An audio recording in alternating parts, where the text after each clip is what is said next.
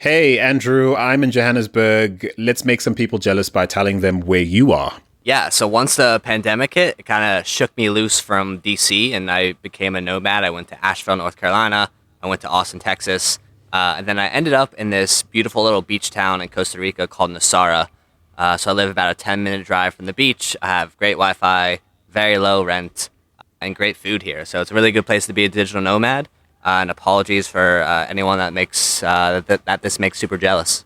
Well, I'm pretty sure that anyone who's not in a warm, pleasant climate right now hates you. I'm on the verge myself, but I think I've checked my spirit, so you're safe, brother. You're safe. That's the way to do it nowadays. Like we're all global, we're all digital, and so you just go where it's warm, whenever it's warm. Well, it's going to be warm soon enough here in Johannesburg, South Africa, so we'll hang in there. Listen, let's talk social tokens. That's why you're here. You know, a lot of people listening to this might be familiar with the work you did as a podcaster, a media owner in your own right, the global startup movement, of course, curating a bunch of great content for a fairly engaged community around the world. Talk us through what it takes to go from what you were doing before to what is now you being in charge of, well, co-founding certainly, and being the CEO of a social token proponent in Social Stack. So 2015 to 2020, I basically spent building a podcast company kind of in the trenches, the similar way that you have been with African Tech Roundup, and just found it very difficult in what was the early days of the creator economy to actually land a proper business model to attraction podcasts. I mean, we had a very niche, high quality audience for the podcast of emerging market focused investors, development finance professionals, and we're starting to really develop for ourselves a very proper business model of live events and conferences in DC. And so just like heads down in the trenches for years up until COVID hit, which just absolutely shook everything up.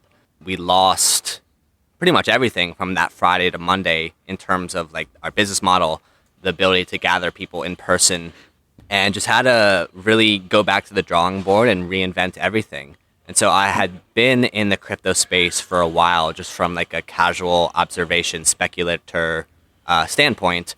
We created some content on the global startup movement in similar ways that you and some of the people in the ecosystem over there, like Simon Dingle and Michael Kamani, had come on the show for Africa Tech Roundup in the past, but never was actually an active operator building a company in the crypto space. But I started to see on Twitter people coming into my feed specifically for NFTs. And I can see that we were about to hit this next wave of crypto adoption that would be catalyzed by NFTs and digital artists creating work there. And in my research going into that rabbit hole, I came across this asset class of social tokens. And that's when a light bulb moment for me really clicked of, whoa, this solves all the key pain points that I faced as a podcaster trying to engage my community, trying to land a proper business model to this, traction podcast. And I decided in July of last year that I would put the podcast on hiatus and move to my next company, which is now Social Stack, which is a social token protocol for creators to issue their own branded cryptocurrency on Ethereum or Celo, and start to provide ways for their audience to earn it and redeem it. Maybe if I asked you to explain that exact same sort of trip you described, but asked you to explain it to my parents sitting in Zimbabwe, for the most part unaware of what cryptocurrency is and certainly what a social token is, how would you explain it? So, I mean, at the end of the day, cryptocurrency and blockchain, in the context that most people discuss it, is just a decentralized consensus system. The innovation that Bitcoin introduced is that there's now a way to have a ledger of value out in the world that you don't have to trust a counterparty or like a centralized source to maintain the integrity of that ledger. So that's like the most basic of what it is. And the reason that's so interesting is because the timing of it coming out back in 2008, when the hold that money and the banking system had on people's psyche was kind of broken with what happened in 2008, which introduced the ability for a new story and a new technology to be introduced. And that's what Bitcoin served. and which has led down to this entire rabbit hole of Ethereum and all sorts of decentralized infrastructure to build new financial tools, new applications, and new ways for people to interact with each other, engage with each other, and co-create value together.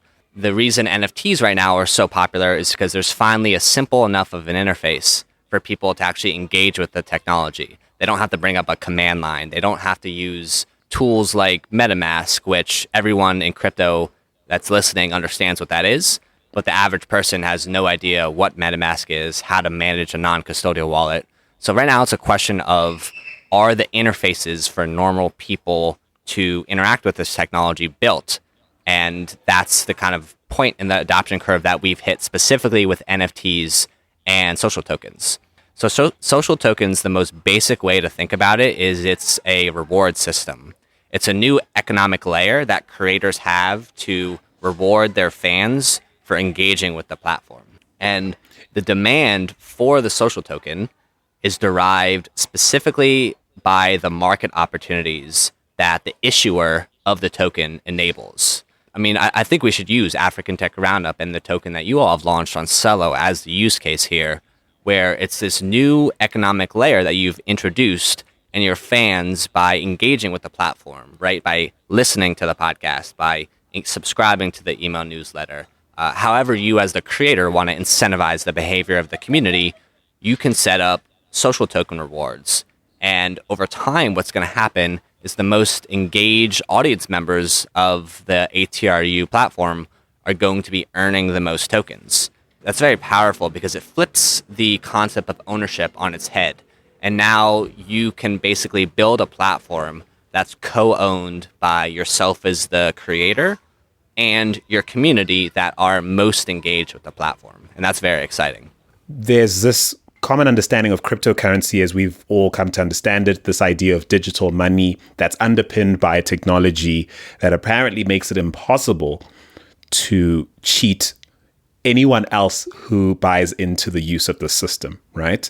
And so issues we would have encountered in the analog world of being able to print fake money or sort of indicate to someone that you've paid them when you actually haven't, those kind of problems are solved for by blockchain technology underpinning exchanges of economic value using currencies based on it, right? So then there's the next layer of that where the earliest adopters of this technology have for the most part used it to try and create and capture value in ways that can translate into the real world to the extent to which the real world wants to acknowledge the value and existence of these currencies. And so then a step after that is, that same underpinning technology can be used perhaps to ascribe value and verify the authenticity of other things like digital art, contracts, and other things. This technology that allows, an artist to create a piece of music, an artwork, frankly, anything, but for the first time and perhaps in history, they're now able to sell it and perhaps continue to benefit from ongoing sales of this article long after it was first sold to the first person who owned it. And of course, the ledger of ownership can be tracked from the very first sale right until 1,000 years from now when it's been sold, thousands of times thereafter. Yeah, so I mean, NFTs are basically a new superpower that the creator economy was given. They solve the issue of IP ownership. They don't solve the issue of distribution yet. So, one of the ways that we as creative people have lost our sovereignty over the past decade is platforms like YouTube, Spotify. They were honeypotted in as the revolution. And what happens is over time, these platforms, they reach scale, they get infused with hundreds of millions of dollars of capital, and they inevitably start to extract value from themselves at the expense of the artists. And that's the normal trajectory for all of these things. They start off as the revolution, and then they get big and fat, and they have shareholders, and they need to provide maximum value to those shareholders. So the distribution challenge is still up in the air, but it's a step-by-step case. It's step-by-step, right? So right now, what NFTs have introduced is the ability of an artist to immediately, right when you create your piece of content, you can register it on the blockchain, retain full ownership, and program in all sorts of things like royalties, so that every time that piece of artwork gets bought and sold on secondary markets, you can be sent a percentage of that, right? Like that's a really powerful new cadence that's been introduced into artwork that's never been able to exist before. But now, because of the full sovereignty of IP ownership, the first step in the creator stack has been solved for.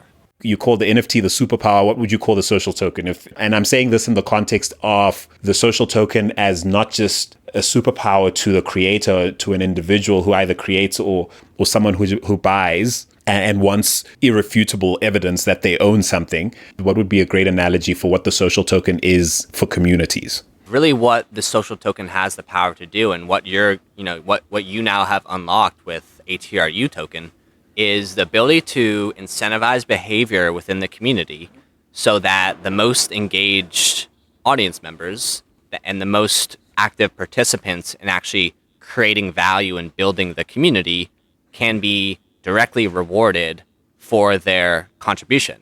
And the social token represents a couple things. The first thing it represents is governance of the community. And so there's a term in cryptocurrency called DAO. It stands for Decentralized Autonomous Organization.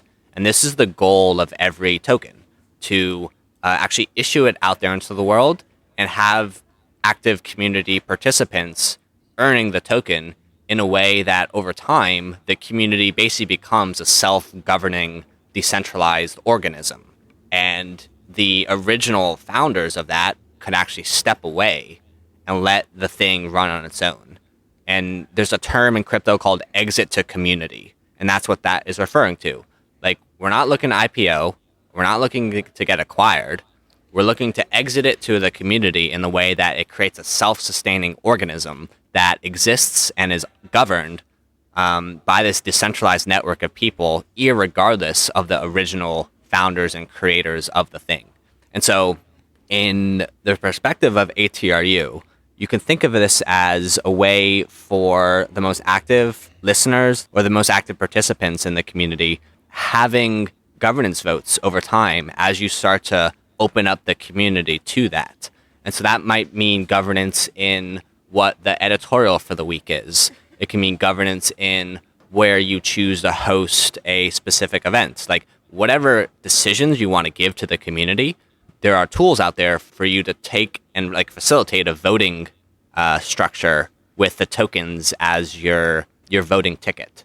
So governance is the first key piece that this is introducing. There's two others. Do you want to stop there? And let me speak to the village for a moment. And by the village, I mean everyone we imagine to be part of, firstly, this immediate community of people who are committed to extracting and exchanging value via this platform, which is obviously podcast first, but extends to live events, human interactions that we've curated over the years, and value that we've packaged and exchanged in sometimes not so linear ways, right? And so for many of you who are part of this village, it might surprise you to know that this entire premise, this African Tech Roundup, didn't start out as, this altruistic platform designed to serve Africa and the world in this profound way. If I'm terribly honest, this started as an accessory to a broadcasting career, a TV one that was in decline some 6 years ago. And a certain Andile reached out to a co-founding partner with a great newsletter to launch this platform as a means to, to preserve and hopefully cultivate ongoing relevance as a broadcaster, right? And then over time, that turned into, I guess we're serving people too. I won't say that it didn't matter to me that we were making a difference in actually serving the community and the broader continent and the world. But I have to admit that the primary objective of setting up this media platform was to advance a personal agenda. Now, do I think that agenda was nefarious? No. But I will tell you that agenda did shape and influence what this platform would be and how it would assert itself. Now, I happen to think I have, on most days, a decent conscience and a desire to do good. But we're, I think, learning in this world that nobody, not even a guy called Andile who started or co-founded a platform like this, can be trusted to shape an agenda without bias however tiny or seemingly harmless that bias might be. And so one has to think about what are the safeguards to ensuring that bias doesn't overcome the good we want to do or we want to see done with a platform like the African Tech Roundup. And as the co-founder and executive producer of this platform, I have to take a hard look at myself, primarily, the team I have chosen to surround myself with to advance this mission, and the broader community. We need to ask ourselves what needs to be brought to bear in order to safeguard some of the values that we would like to see espoused by a platform like African Tech Roundup. Also, terms like steward ownership as broad principles, this idea that, you definitely want people who care and are committed to the values we espouse. You want those people to have a voice in how this platform evolves and delivers on its mission, right? Because you want people who have a sense of stewardship to actually influence where it goes, and not just people who might buy in for some other agenda, whether it's a profit motive or otherwise. And so from that perspective, it sounds like, oh yeah, governance, big deal, give us some votes. No, it's actually a lot greater than that. Do I envisage a world where, the African Tech Roundup could exit to the community completely? Well, it's really hard for me as one of the co-founders of the platform to actually imagine that. But perhaps, I need to build a stomach for it and a humility for appreciating that at some point I might not be here anymore.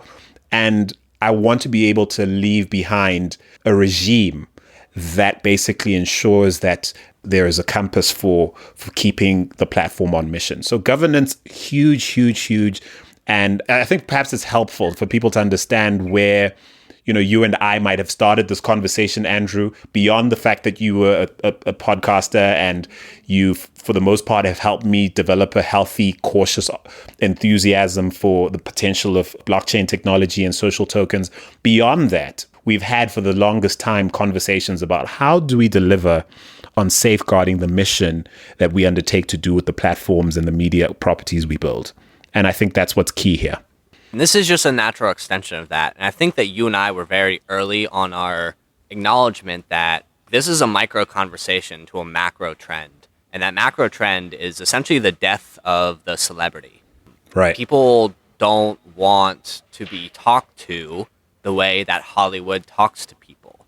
People want community conveners that stand up for their beliefs and engage them and make them feel like they're a part of the conversation. And like you've done that with African Tech Roundup, and you saw my kind of last series with the Global Startup Movement.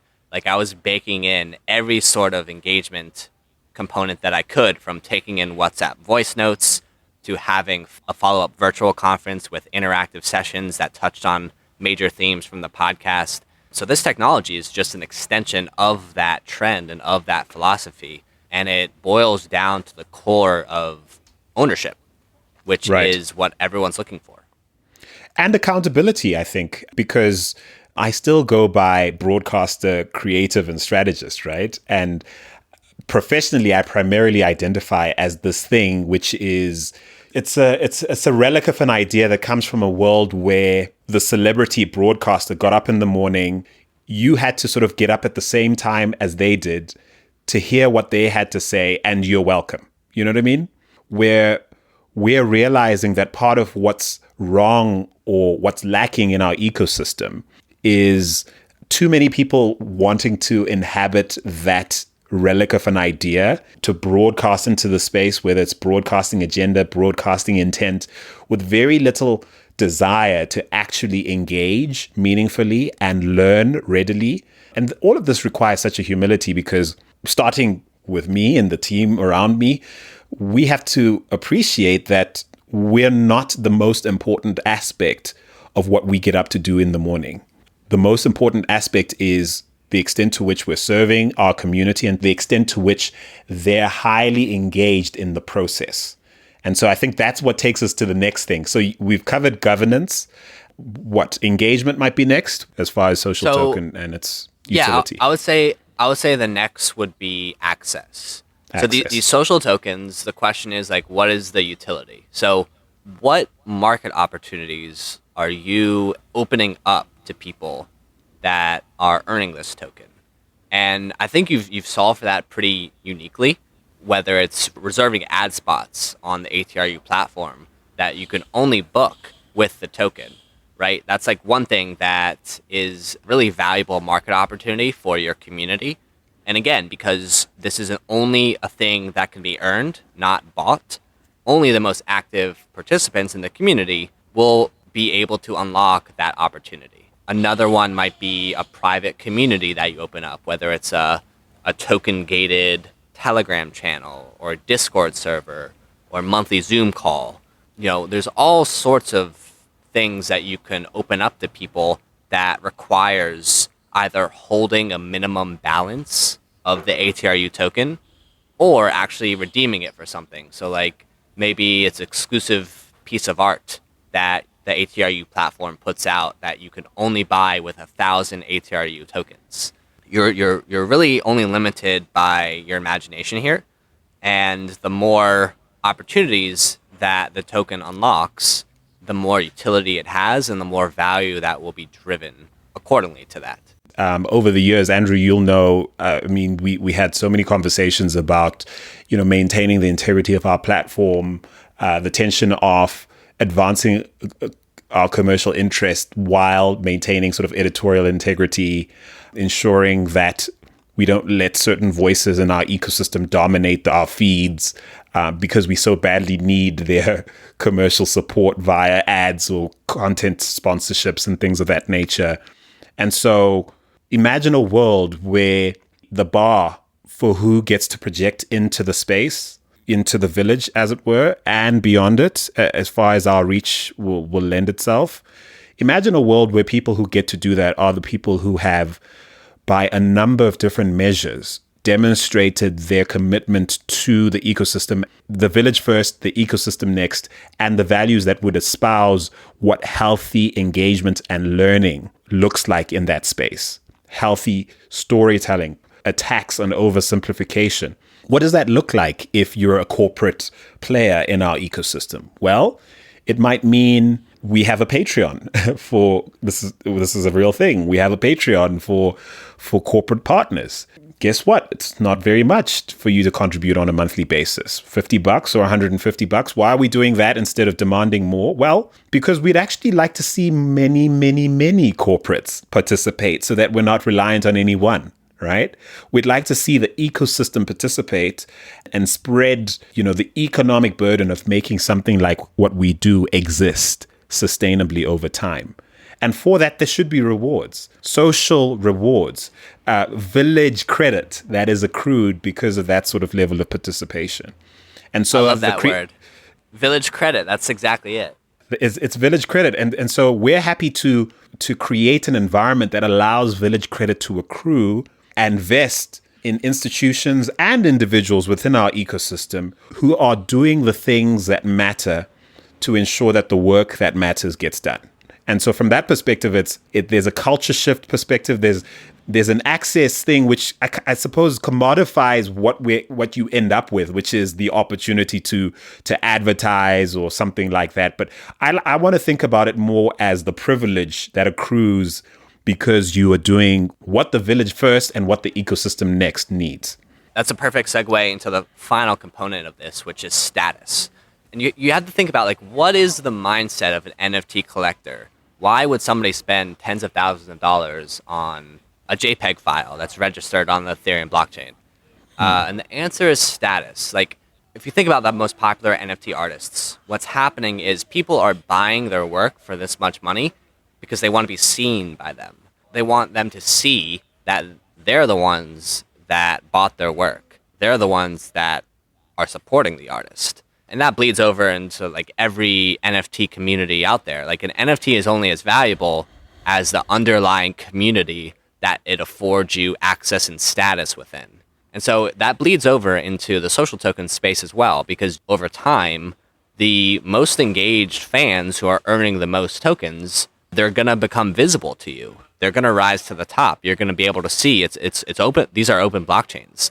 And so you'll be able to see the addresses out in the world that hold the most ATRU Celo tokens. And so that's like a key driver of social token economies. It's like status and social capital within the community. But that's only valuable if there is an actual village there, which in your case, there certainly is.